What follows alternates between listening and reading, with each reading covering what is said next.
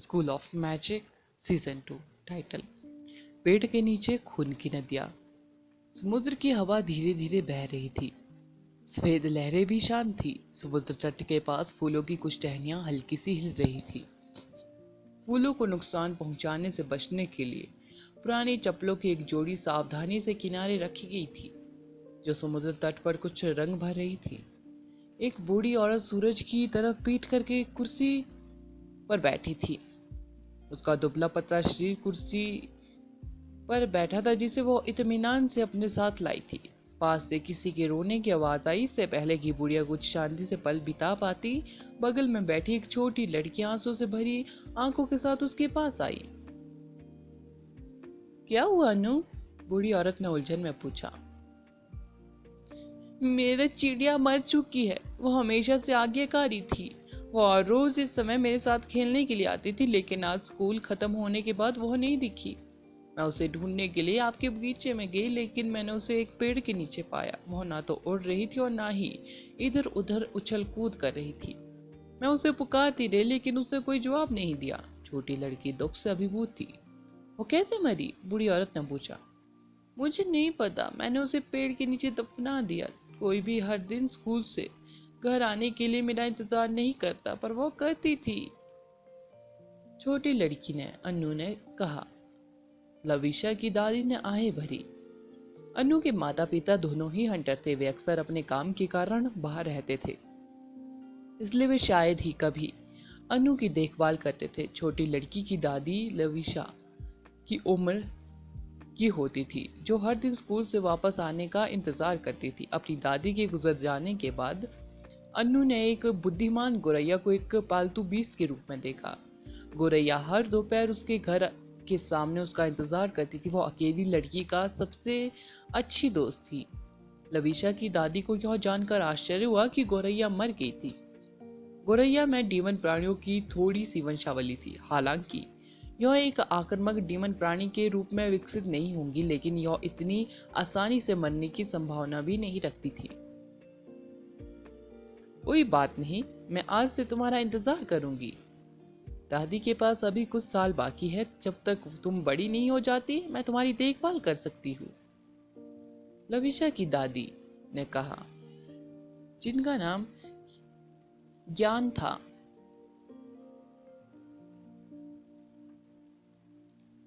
सच्ची में? लड़की ने कहा। मैं वादा करती हूँ, जब तुम्हारे मम्मी पापा घर पर ना हो तो तुम मेरे घर आ सकती हो। लविशा तुम्हें बेहद सी चीजें सिखा सकती है। जरूर। अनु ने सिर हिलाया और अपने हाथों से अपने आंसू पोंछे। अनु रोना बंद करने के बाद चली गई। यान ने उस छोटी लड़की को देखा और एक आह भरी। यह देखकर हृदय विदारक हो गया कि एक छोटी बच्ची उस खुशी और साथ को जो एक छोटी सी गोरैया उसे दे रही थी, इतनी कीमती समझ के साथ बर्बाद कर रही थी। युवा पीढ़ी ज्यादा समझदार क्यों नहीं हो सकती?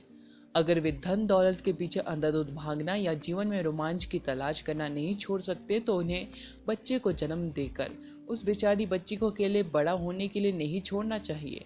क्या उन्हें इसके लिए दोषी महसूस नहीं करना चाहिए? यान का आराम करने का मूड खत्म हो गया था। वो अपने पैरों पर खड़ी हुई और धीरे धीरे अपने बगीचे की ओर चल पड़ी। उसने देखा कि एक पेड़ के नीचे जमीन खोदी जा रही थी। जाहिर है कि यह वही जगह थी जहां अन्नू ने गोरैया को दफनाया था। यान ने एक पल के लिए हिचकिचाहट दिखाई और फिर पेड़ के सामने झुक गई और गोरैया के शरीर को धीरे धीरे खोद कर देखा कि उसकी मौत कैसे हुई। वह शांतिपूर्ण शहर के लिए किसी भी चीज को खतरा नहीं बनने देगी। वह बूढ़ी हो सकती है, लेकिन उसे कुछ डीमन प्राणियों को मारने में भी कोई समस्या नहीं होगी। कितना अजीब है। यान ने गोरैया के अवशेष खोदे थे, लेकिन उसका शरीर पहले से ही सड़ना शुरू हो गया था, जैसे कि उसे एक सप्ताह से अधिक समय तक दफनाया गया हो। वहां केवल पंखों और सड़े हुए मांस का ढेर था।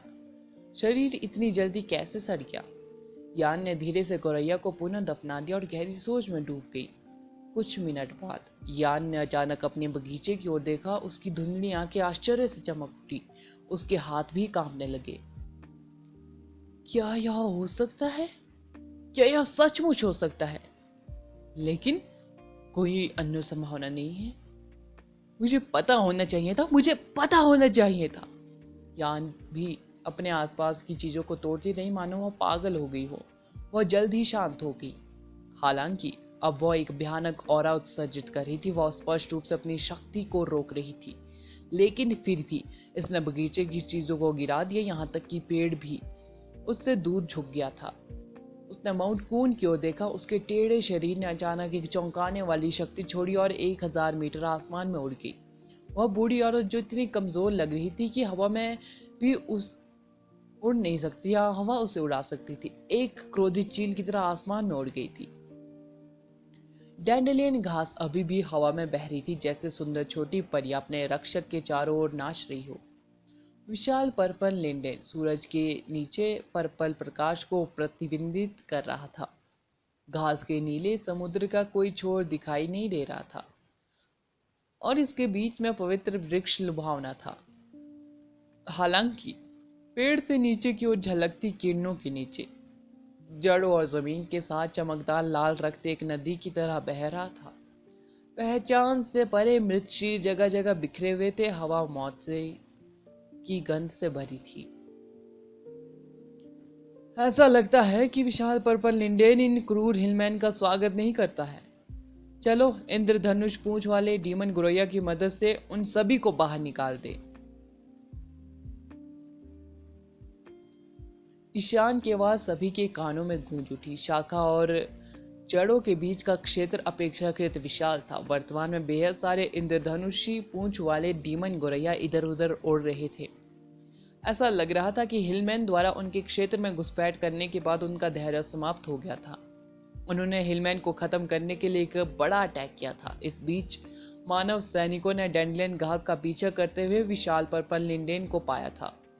माउंट कून की भारी ढलानों पर गए अधिकांश हंटर यहीं समाप्त हो गए थे। हिलमैन द्वारा उन पर की गई क्रूर मौतों ने मनुष्यों को बेहद क्रोधित कर दिया था। वे सरकार और सेना के नेतृत्व में दलों में विभाजित हो गए और हर हिलमैन को खत्म करने की कसम खाई। वे अपनी खोई हुई गरिमा को पुनः प्राप्त करेंगे और उन लोगों का बदला लेंगे जो भयानक मौत से मर गए थे। हंटर अनुशासनहीन होने के आदी हो चुके थे। वे आम सैनिकों से ज्यादा ताकतवर हो सकते थे, लेकिन चूंकि उन्होंने व्यवस्थित ट्रेनिंग नहीं ली थी, इसलिए उन्हें सैनिकों की तरह हजारों डीमन प्राणियों का सामना करने में कोई फायदा नहीं था।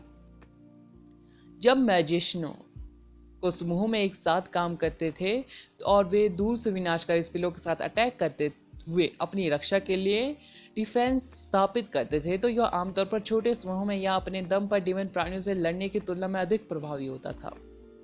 सबसे इम्पोर्टेंट बात यह है कि कुछ मैजिशियन डीमन प्राणियों के खिलाफ मैजिक की फॉर्मेशन स्थापित करने में सक्षम थे। यह योद्धा लेवल के प्राणी की तुलना 7 इंटरमीडिएट मैजिशियनों से करना अब मान्य नहीं था। सेना का नेतृत्व कर रहे कमांडर एक बेहतरीन नेता थे। इस बीच साउंड एलिमेंट के एक्सपर्ट ईशान भी युद्ध पर नियंत्रण बनाए हुए थे। अब तक 2000 से ज्यादा हिलमैन मारे जा चुके थे। चालाक कांसोफेंग हिलमैन अब और छिप नहीं सकते थे। वे 7 थे, जिनमें से प्रत्येक ने अपने कमांडर लेवल की ताकत के साथ सैनिकों की टुकड़ियों को रोक रखा था। हम तमन्ना और अपने शहीद भाइयों का बदला लेंगे। इन कमीनों को मार डालो। चेहरे पर खुरदुरे भाव लिए कैप्टन ने दहाड़ते हुए कहा। वह अपनी कंपनी के 100 कुलीन लोगों का नेतृत्व कर रहा था ताकि हिलमैन के बीच से जबरन रास्ता साफ कर सके। समन बीस्ट एक मजबूत लहर की तरह आगे बढ़े, जिससे हिलमैन द्वारा दुरुपयोग किए जा रहे विचित्र प्रभाव को ध्वस्त कर दिया गया। हिलमैन को लगातार पेड़ की जड़ों की ओर पीछे हटने के लिए मजबूर होना पड़ा। खून की नदियां और धाराएं बह रही थी। यह जमीन में फैल गया और पेड़ की मोटी जड़ों तक पहुंच गया। हिलमैन के अवशेष रेनबो बोल्ट, डीमन स्पैरो के पंख और इंसानों के अंग एक साथ रखे हुए थे। यह जगह अचानक एक खूनी नर्क में बदल गई थी। चलो हम भी नीचे चलते हैं। हम पार्टी कैसे मिस कर सकते हैं? आहन ने एक बड़ी शाखा के ऊपर से नीचे देखते हुए उत्साह से कहा। अपनी ऊर्जा वापस पाने के बाद उस आदमी ने अपना अहंकार वापस पा लिया था। वह एक बार फिर अपने आप में मस्त हो गया था, मानो वह पूरी दुनिया से मुकाबला कर सकता हो। आदर्श ने डीमन गोरैया को देखा, जो अचानक हिलमैन से भिड़ गई थी। कुछ समय पहले वे डीमन गोरैया को हिलमैन के खिलाफ लड़ने के लिए तैयार करने का तरीका खोजने की कोशिश कर रहे थे, क्योंकि उन्हें पता चला कि ये प्रजातियां दुश्मन हैं। उन्हें आश्चर्य हुआ कि गर्म स्वभाव वाली डीमन गोरैया ने पेड़ से छलांग लगाई और हिलमैन से भिड़ गई, इससे पहले कि वे कुछ कर पाते। हिलमैन को भारी क्षति उठानी पड़ी क्योंकि वे मनुष्य और इंद्रधनुषी पूंछ वाले डीमन गोरैया से घिर गए थे। नीचे की सेना बेहद मजबूत है, उनका नेतृत्व कौन कर रहा है? चुटकी ने पूछा। बेहद सी सेना योद्धा लेवल के जीवों की भीड़ का सामना करने में सक्षम नहीं थी। योद्धा लेवल के जीवों का एक समूह सही समय पर अटैक करके 100 बैटल मैजिस्टों के समूह को आसानी से खत्म कर सकता था, लेकिन भले ही नीचे की सेना में बेहद ज्यादा सैनिक नहीं थे, उनमें से हर एक बेहद ज्यादा मजबूत था। यह स्पष्ट रूप से एक साधारण सेना नहीं थी। ईशान ऑर्डर दे रहा है और कमांडर भी एक अनुभवी जनरल है। वे यंताई का इक्का होंगे, बन्ना ने कहा। ईशान? मुझे लगता है कि मैंने यह नाम पहले भी सुना है, आदर्श ने टिप्पणी की। वह हमारे देश का सबसे ताकतवर एडवांस मैजिशियनों में से एक है। चूंकि वह एक साउंड मैजिशियन है, इसलिए वह वास्तव में लड़ाई में कुछ सुपर मैजिशियनों से ज्यादा उपयोगी है, चुटकी ने कहा। चुटकी अपने देश के कुछ प्रतिष्ठित लोगों से परिचित थी। उसे आश्चर्य हुआ कि ईशान को ऑपरेशन का प्रभारी बनाया गया था। इससे यह स्पष्ट हो गया कि हिलमैन की भीड़ अपनी जमीन पर कब्जा करने के लिए संघर्ष क्यों कर रही थी।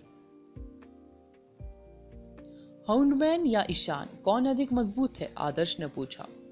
हाउंडमैन सबसे शक्तिशाली एडवांस मैजिशियन था जिसका आदर्श ने अब तक सामना किया था। उसके पास अकेले हाउंडमैन को हराने का कोई मौका नहीं था। वह हाउंडमैन को केवल इसलिए हरा पाया क्योंकि नंदिनी उसके आसपास थी। हाउंडमैन एडवांस लेवल में काफी मजबूत है, लेकिन वह निश्चित रूप से टॉप पर नहीं है। मेरा मानना है कि ईशान हाउंडमैन को सिर्फ 10 राउंड में हरा सकता है, चुटकी ने कहा।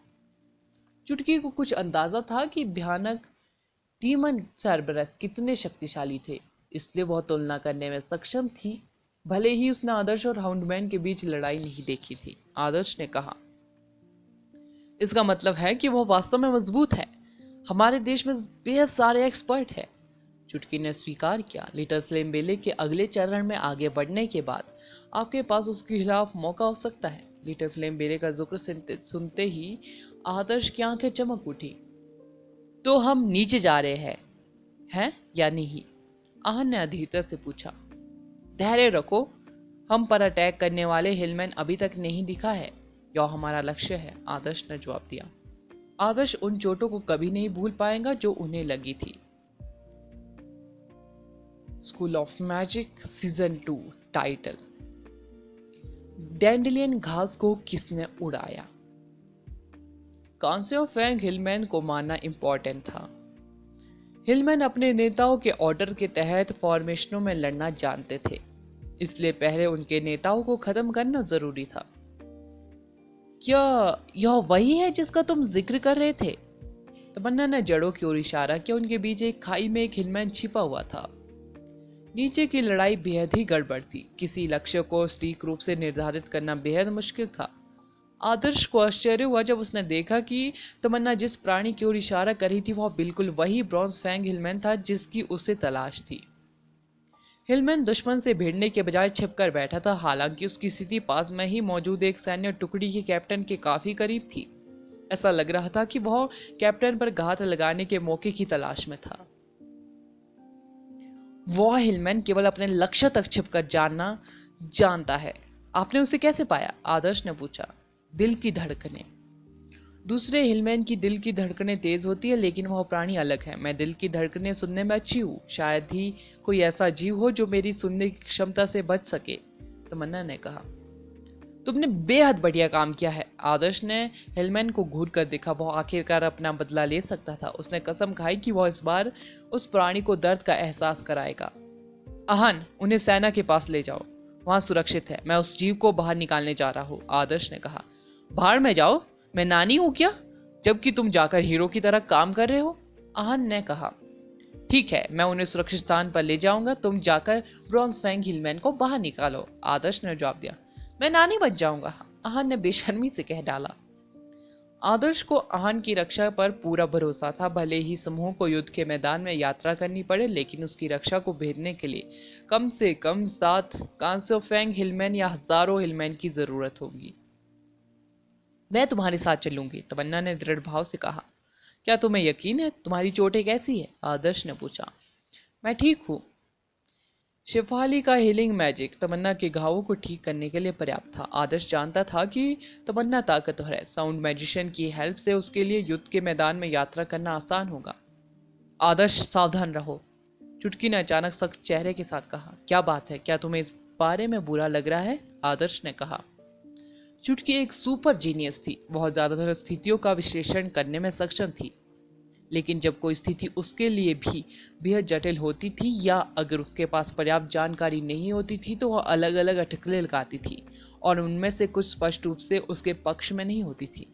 जब भी उसे कुछ समझने में परेशानी होती थी तो वह हमेशा आदर्श को सावधान रहने की चेतावनी देती थी।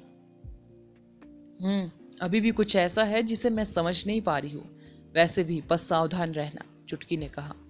ठीक है, मैं तुमसे वादा करता हूँ कि जैसे ही मुझे एहसास होगा कि कुछ ठीक नहीं है मैं भाग जाऊंगा। आदर्श मुस्कुराया और छोटी प्यारी लड़की की ठुड्डी पर चुटकी काटी। उसे आश्चर्य हुआ कि चुटकी उस पर गुस्सा नहीं थी। इसका मतलब था कि स्थिति बेहद गंभीर थी। वह बस अपने विचारों में बेहद बिजी थी। आदर्श और तमन्ना ने दूसरी दिशा पकड़ी।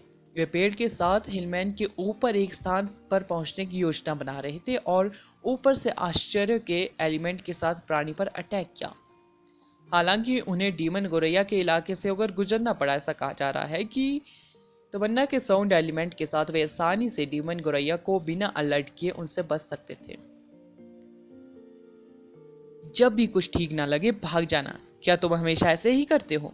क्या तुम्हें हीरो नहीं बनना चाहिए? तमन्ना ने अचानक पलटकर पूछा। वह आदर्श की उपलब्धियों से थोड़ी परिचित लग रही थी।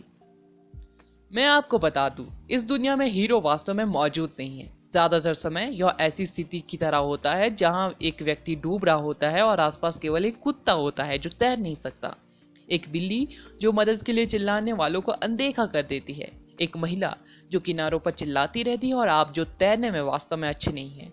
आपके पास डूबते हुए व्यक्ति को बचाने के अलावा कोई विकल्प नहीं होता। सच तो यह है कि मैं हमेशा खुद को एक ऐसे व्यक्ति के बीच संघर्ष करते हुए पाता हूँ जो अपने सामने किसी को मरते हुए नहीं देख सकता, और एक स्वार्थी व्यक्ति जो उस व्यक्ति को बचाने के लिए अपनी जान जोखिम में डालने को तैयार नहीं है। आदर्श ने कहा। यह कैसा तर्क है? तमन्ना ने झल्लाकर कहा। आदर्श ने कहा, सरल शब्दों में कहे तो अगर मेरे आसपास कोई मुझसे बेहतर है तो मैं किसी भी तरह से खुद को बेवकूफ की तरह पेश नहीं करूंगा। अगर यह स्पष्ट है कि मैं निश्चित रूप से मरने वाला हूं तो मैं सबसे पहले भागूंगा। लेकिन मैंने सुना है कि प्राचीन राजधानी में जो कुछ हुआ वह बेहद भयानक था। फिर भी आप आगे आए, है ना? मन्ना ने कहा। ओह, मैं किसी भी तरह से मरने वाला था। मैंने सिर्फ गौरव के साथ मरना चुना। आदर्श ने स्पष्ट रूप से उत्तर दिया। तमन्ना के पास कहने के लिए शब्द नहीं थे। तमन्ना हमेशा से ही एक ठंडा चेहरा बनाए हुए थी। वह आभारी नहीं दिख रही थी, भले ही आदर्श ने उसकी जान बचाई थी। असल में तमन्ना को लंबे समय से पता था कि आदर्श कौन है। वह जानती थी कि उसकी जन्मजात प्रतिभा को 5वां स्थान दिया गया था। वह जानती थी कि उसने वर्ल्ड कॉलेज टूर्नामेंट में क्या हासिल किया था, और वह यह भी जानती थी कि उसे प्राचीन राजधानी का नायक घोषित किया गया था। तमन्ना ने हमेशा उस आदमी की कल्पना की थी कि वह धर्मी और विनम्र होगा। उसके द्वारा किए गए हर कार्यों में एक भरोसेमंद नेता का आचरण होना चाहिए था, अन्यथा वह संभवतः इतने सारे उल्लेखनीय कार्यों कैसे कर सकता था। उसने कभी नहीं सोचा था कि वह उस महान व्यक्ति से मिलेगी जब वह गंभीर चोटों से मर रही थी। उसे आश्चर्य हुआ कि वह व्यक्ति सामान्य विकृत पुरुषों से अलग नहीं था। उसने एक पाखंडी की तरह व्यवहार भी किया। उसकी बातें सुनकर वह ज्यादातर समय अवाक रह गई। यह तब और भी बुरा था जब वह अपने दोस्त आहन से बात कर रहा था। परिणाम स्वरूप तमन्ना की राष्ट्रीय टीम के 2 प्रतिष्ठित प्रतिनिधियों की धारणा पूरी तरह से ध्वस्त हो गई थी। आदर्श से द्वंद्व युद्ध करने की उसकी उत्सुकता और उसके प्रति उसकी जिज्ञासा आधे से भी कम हो चुकी थी। उसने शुरू में सोचा था कि वह खुद को साबित करने के लिए कुछ राष्ट्रीय प्रतिनिधियों को हरा सकती है। तुम्हारे जैसे किसी व्यक्ति ने उस विपत्ति को हल करने में कामयाबी हासिल की जिसके खिलाफ निषिद्ध मैजिशियन भी संघर्ष कर रहे थे। तुम कितने भाग्यशाली हो? तमन्ना ने पूछा। यह किस्मत नहीं है। आदर्श तमन्ना के शब्दों से नाखुश था। वह जानता था कि बेहद से लोग उसके खिलाफ पक्षपाती है। उसने कहा, यह सिर्फ इतना है कि लोगों में किसी उपलब्धि को किसी खास व्यक्ति से जोड़ने और उसे जानबूझकर हीरो बनाने की इच्छा होती है ताकि बाकी सभी को याद रहे कि क्या हुआ था। मैं सिर्फ वर्ल्ड कॉलेज टूर्नामेंट जीतने के लिए हुआ था। इसलिए जब भैरव जी ने इसे लोगों के सामने प्रकट किया तो बेहद से लोगों ने सोचा कि मैं ही वो व्यक्ति हूँ जिसने प्राचीन राजधानी को बचाया था। क्या आप जानना चाहते हैं कि वास्तव में क्या हुआ था? आदर्श ने जवाब दिया और अपने रास्ते पर आगे बढ़ा। जरूर, तमन्ना ने दिलचस्पी रखते हुए कहा। क्लॉक टावर मैजिक एसोसिएशन सलान को पकड़ने के लिए 10 अधिकारियों को मारने की योजना बना रहा था। हम 10 सुपर मैजिशियनों की बात कर रहे हैं जिनकी स्थिति बेहद अच्छी है और उन्होंने अतीत में बेहद योगदान दिया है। उन्हें बलिदान देने के लिए वो लोग बलिदान देने के लिए तैयार थे क्योंकि यह सलान शैतान नगरी के रेड कार्डिगन से छुटकारा पाने का उनका सबसे अच्छा मौका था। हालांकि शैतान नगरी समझौता करने के लिए तैयार था। उन्होंने सलान के जीवन के बदले हमें डार्क एबीज के रहस्य बताए। यह प्राचीन राजधानी के लिए आशा की एक झलक थी। डार्क एबीज तक पहुंचने के लिए हमने कुछ बेहद ही अमानवीय काम किए। हमने ज़ॉम्बीज को फंसाने के लिए निर्दोष लोगों की बलि दी ताकि हम रास्ता साफ कर सके। वे लोग मैजिशियन भी नहीं थे, वे ज़ॉम्बीज के खिलाफ रक्षाहीन थे। उन्होंने सिर्फ ध्यान भटकाने के लिए खुद को बलिदान कर दिया। इस बीच डार्क एबीज तक पहुंचने के लिए रास्ता साफ करने वाली टुकड़ी के पास केवल एक योजना थी कि वे डार्क एबीज तक कैसे पहुंचेंगे, लेकिन उन्होंने कभी यह योजना नहीं बनाई कि वे शहर में वापस कैसे पहुंचेंगे। मेरे दोस्त और मैं दल के बीच में थे। उन्होंने हमें एक भी मैजिक का इस्तेमाल करने की परमिशन नहीं दी। उन्होंने हमने से सिर्फ इतना कहा कि हम अपना सर्वश्रेष्ठ प्रयास करें और डार्क एबीज में ज़ॉम्बीज के पूर्वज को खोजें। जैसे जैसे हम डार्क एबीज की ओर बढ़ रहे थे, हमारे आसपास लोग मरते जा रहे थे, जिनमें इंटरमीडिएट, एडवांस्ड और सुपर मैजिशियन शामिल थे। मुझे उनके कई नाम याद नहीं है, लेकिन मुझे पता है कि उस समय मानव जीवन सबसे कम दर था। वे अपने सबसे करीबी साथी पर एक नज़र भी नहीं डाल सकते थे जो मर गया था। मैं कभी भी उनके जैसा नहीं हो सकता। मैं उनमें से किसी से भी ज़्यादा मरने से डरता था, लेकिन दुर्भाग्य से मैं ही सुरक्षित था, सिर्फ इसलिए क्योंकि मुझे डार्क एबीज में प्रवेश करने की परमिशन थी। बेहद से लोग मर गए, लेकिन बेहद से लोग उन्हें याद नहीं रखेंगे। वे सभी स्वयं सेवक थे। भले ही वे एक दूसरे का नाम भी नहीं जानते थे, वे मर गए। मैं बच गया, इसलिए मैं हीरो बन गया। ऐसा लगा जैसे मैं ही योगदान देने वाला अकेला व्यक्ति था। इसे भूल जाइए, मैं इसे अकेले नहीं कर सकता था। मुझे केवल इस बात पर गर्व है कि मैं वर्ल्ड कॉलेज टूर्नामेंट के दौरान दुनिया भर में विरोधियों को कुचलने में सक्षम था। जहाँ तक प्राचीन राजधानी की आपदा का सवाल है, मुझे नहीं लगता कि यह मेरा काम था। इसके अलावा मैं वो व्यक्ति नहीं हूँ जिसने प्राचीन राजधानी को बचाया। वे अब भी उस व्यक्ति का नाम नहीं लेंगे। आदर्श की बातें सुनकर तमन्ना दंग रहेगी। उसने पलटकर आदर्श की तरफ देखा। उसके चेहरे पर एक गंभीर भाव था, भले ही वह शांत स्वर में विवरण समझा रहा था। मुझे खेद है, तमन्ना ने धीरे से कहा। ऐसा लगता है कि आप प्राचीन राजधानी में जो कुछ हुआ उसमें विशेष रूप से रुचि रखते हैं। क्या आपके किसी करीबी की मृत्यु वहां हुई थी? आदर्श ने पूछा। वह जानता था कि तमन्ना इस विषय पर बेहद ध्यान दे रही थी। मेरे पापा वहां थे। वह कोई मैजिशियन नहीं थे। मैं तुम्हारे बारे में बातें सुनती रहती थी और हर बार जब मैं तुम्हारी उपलब्धियों के बारे में सुनती हूँ तो मुझे वह पत्र याद आ जाता है जो उन्होंने मेरे लिए छोड़ा था, तमन्ना ने कहा। पत्र में क्या लिखा था? तमन्ना ने कहा। उन्होंने कहा कि उन्होंने एक ऐसा निर्णय लिया है जो एक पुरुष को लेना चाहिए। यह एक इम्पोर्टेंट नहीं लगा, लेकिन उन्हें इसका पछतावा नहीं है। क्या वह उन लोगों में से एक थे जिन्हें चारा के रूप में बलि दी गई थी? आदर्श ने तुरंत अनुमान लगाया। मैं प्राचीन राजधानी गई। मैं उस व्यक्ति को मारना चाहती थी जो नागरिकों को चारा के रूप में इस्तेमाल करने का विचार लेकर आया था। मैंने उस व्यक्ति की तलाश में लंबा समय बिताया, लेकिन मुझे अंततः पता चल गया कि वह व्यक्ति भी चारा के रूप में स्वेच्छा से आया था। उस क्षण से मुझे पता चल गया कि प्राचीन राजधानी की आपदा से बचना आसान नहीं था, तमन्ना ने कहा। मैं समझ गया कि तमन्ना उससे क्यों नाराज है। आदर्श समझ गया कि तमन्ना उससे क्यों नाराज है। भले ही उसने उसकी जान बचाई थी। उसके पापा की मौत अज्ञात रूप से हुई थी, लेकिन उन्हें सारा यश प्राप्त हुआ था। वह उसके प्रति पक्षतापूर्ण रवैया अपनाने के लिए माफी मांग रही थी। आदर्श ने नीचे की ओर इशारा करते हुए कहा, चलो इस पर किसी और समय चर्चा करेंगे। हमें अभी इस समस्या पर ध्यान केंद्रित करना चाहिए। वे डीमन गोरैया के इलाके से आगे निकलकर कांसे और नुकीले हिलमैन के ठीक ऊपर पहुंच गए। उस प्राणी को इस बात का बिल्कुल भी अंदाजा नहीं था कि ऊपर की शाखा से 2 जोड़ी आंखें उसे करीब से घूर रही थी। बन्ना ने कहा, हम तब अटैक करेंगे जब आसपास कम हिलमैन होंगे। तुम्हें भी सावधान रहना चाहिए, चुटकी की तरह कुछ ऐसा है जो मुझे परेशान करता रहता है, आदर्श ने बड़बड़ाया। यह क्या है? ऐसा लगता है कि हिलमैन यहाँ उड़ने वाली सभी डैनियन घास के लिए जिम्मेदार नहीं है, इसलिए सवाल यह है कि हिलमैन को मनुष्यों का शिकार करने में कौन मदद कर रहा है? आदर्श ने आश्चर्य से पूछा।